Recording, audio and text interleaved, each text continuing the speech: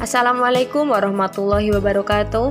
Nama saya Syifa Nur Anaya, NIM 19010266150. Kali ini saya akan membahas mengenai digitalisasi pendidikan sebagai solusi pembelajaran di masa pandemi COVID-19. Digitalisasi dalam Kamus Besar Bahasa Indonesia, digitalisasi yaitu proses pemberian atau pemakaian sistem digital. Digitalisasi adalah istilah yang digunakan untuk menjelaskan sebuah proses peralihan media. Sedangkan digitalisasi pendidikan adalah usaha untuk menunjang atau menopang proses pembelajaran secara virtual tanpa mengurangi intisari di dalam penyampaian materi pembelajaran. Pandemi COVID-19 menimbulkan perubahan-perubahan hampir di seluruh aspek kehidupan termasuk sistem pendidikan. Untuk memperlambat penyebaran virus COVID-19, pemerintah telah memberlakukan kebijakan baru yaitu pembelajaran daring. Pembelajaran daring sendiri yakni pembelajaran yang dilakukan secara online tanpa bertatap muka atau bertemu secara langsung. Secara otomatis, cara belajar siswa dan cara mengajar guru pun berubah. Hal ini berpengaruh pada perilaku siswa dan guru dalam kegiatan belajar mengajar. Tantangan pembelajaran di masa pandemi COVID-19. Hingga hari ini masih banyak ditemukan hambatan-hambatan dari belajar online yang dialami baik oleh pihak siswa maupun pihak guru. Yang pertama yaitu jaringan internet yang lambat dan tidak stabil. Salah satu masalah utama yang banyak dihadapi oleh siswa maupun mahasiswa adalah jaringan internet yang lambat. Padahal pembelajaran daring membutuhkan jaringan internet yang cukup kuat, mengingat media yang digunakan berupa Zoom, Google Meet, dan aplikasi lainnya untuk menghadiri video conference. Aplikasi-aplikasi untuk menghadiri video conference tersebut membutuhkan jaringan internet yang kuat agar proses pembelajaran tetap lancar dan tidak terkendala video yang tiba-tiba berhenti atau suara yang putus-putus. Permasalahan teknis seperti suara yang putus-putus dan video yang berhenti menyebabkan pembelajaran tidak efektif dan murid tidak dapat menyerap informasi yang disampaikan guru secara utuh. Yang kedua, terbatasnya akses ke perangkat komputer dan smartphone. Masih banyak pelajar di Indonesia yang tidak memiliki akses ke perangkat komputer dan smartphone. Hal ini biasa dialami oleh pelajar yang berasal dari keluarga menengah ke bawah. Terkadang satu-satunya perangkat telekomunikasi yang dimiliki oleh keluarga hanya handphone biasa tanpa akses internet. Kondisi ini menyebabkan tidak meratanya akses pembelajaran daring bagi seluruh pelajar di Indonesia. Keterbatasan akses ke perangkat yang terhubung dengan internet ini banyak dialami terutama oleh pelajar yang berasal dari desa dan pedalaman. Yang ketiga, banyak gangguan di rumah. Perbedaan utama dari belajar di sekolah atau kampus dengan belajar di rumah adalah tingkat distraksi yang dialami oleh para pelajar. Ketika pelajar belajar di ruang kelas, maka lingkungan ruangan tersebut sudah diatur sedemikian rupa untuk mendukung proses pembelajaran agar berjalan lancar. Hal ini berbeda dengan proses belajar mengajar dari rumah. Tidak semua pelajar memiliki kondisi rumah yang sama untuk mendukung proses belajar.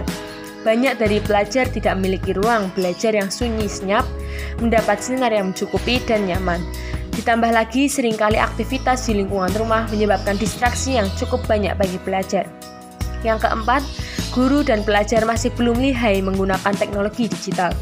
Selama ini masyarakat hanya mengenal proses belajar secara tatap muka. Proses pembelajaran secara daring masih sangat langka dilakukan di Indonesia, sehingga perubahan sistem belajar dari tatap muka menjadi daring membuat banyak pihak harus segera beradaptasi dengan teknologi digital. Penggunaan teknologi digital yang harus dipelajari mulai dari perangkat keras hardware hingga software atau aplikasi. Banyak pihak seperti guru hingga pelajar yang tidak terlalu paham menjalankan fitur tertentu di dalam software sehingga pembelajaran tidak maksimal. Yang kelima, sulit untuk interaktif. Meski hal ini tidak selalu terjadi, namun umumnya proses belajar mengajar yang dilakukan secara online menyebabkan proses pembelajaran tidak dapat berlangsung secara interaktif. Banyak siswa yang merasa bingung dengan suatu materi, namun kesulitan untuk bertanya kepada guru. Hal ini terkadang juga disebabkan oleh guru yang menyampaikan materi secara satu arah saja dan tidak memberi kesempatan murid untuk bertanya. Apalagi di beberapa kasus, guru seringkali tidak mengadakan video conference dan hanya memberikan materi tertulis dan video penjelasan saja kepada siswa. Yang keenam, siswa bermain-main. Banyak siswa yang bermain-main ketika belajar online karena merasa tidak diawasi oleh guru. Secara langsung, para guru pun kesulitan untuk memantau perkembangan siswa. Oleh karena itu, dibutuhkan koordinasi yang baik antara guru dan juga wali murid. Fungsi digitalisasi pendidikan di masa pandemi COVID-19. Digitalisasi pendidikan memegang peran penting untuk menunjang proses belajar para siswa saat ini, sehingga pembelajaran dapat dilakukan dimanapun asalkan memiliki perangkat yang mendukung dan koneksi internet. Kemudahan yang ditawarkan oleh digitalisasi pendidikan memberikan banyak keuntungan yang secara tidak langsung mempengaruhi banyak hal bagi para siswa dan juga guru. Di bawah ini adalah keuntungan dari penerapan digitalisasi pendidikan di masa pendidikan COVID-19. Yang pertama, penghematan biaya. Keuntungan yang paling dirasakan dalam digitalisasi pendidikan adalah terkait penghematan biaya dalam proses belajar mengajar. Baik siswa maupun pengajar, pembelajaran secara online tentunya sangat menguntungkan karena tidak perlu membayar uang transportasi untuk ke sekolah, karena proses pembelajaran dapat dilakukan di rumah. Yang kedua, pembelajaran efektif. Pembelajaran yang memanfaatkan teknologi modern juga dirasa cukup efektif. Hal ini dikarenakan dari segi waktu yang relatif lebih fleksibel, hingga metode pembelajaran yang dapat dikreasikan oleh para pengajar saat memanfaatkan virtual class meeting. Selain itu, para pengajar juga dapat melatih pemahaman para siswa melalui ujian singkat yang dapat dilakukan secara online dengan menetapkan durasi waktu pengerjaan. Para siswa juga mempunyai kesempatan untuk mengingat materi yang diajarkan, sehingga pemahaman materinya lebih baik lagi. Yang ketiga, dokumentasi materi. Para siswa tidak perlu lagi repot untuk mencatat materi yang diajarkan oleh pengajar. Biasanya, untuk instansi sekolah yang mempunyai website khusus akan memberikan sarana penyimpanan materi pembelajaran supaya sewaktu-waktu dapat diupload oleh para pengajar, sehingga dapat diakses oleh siswa nantinya ketika dibutuhkan. Digitalisasi pendidikan akan semakin baik jika terdapat website sekolah sebagai penunjang proses pembelajaran. Namun, website tersebut juga harus mempunyai kualitas yang baik, sehingga dibutuhkan jasa penyedia berkompeten dan mampu memenuhi kebutuhan pembelajaran secara online. Sekian dari saya, terima kasih. Wassalamualaikum warahmatullahi wabarakatuh.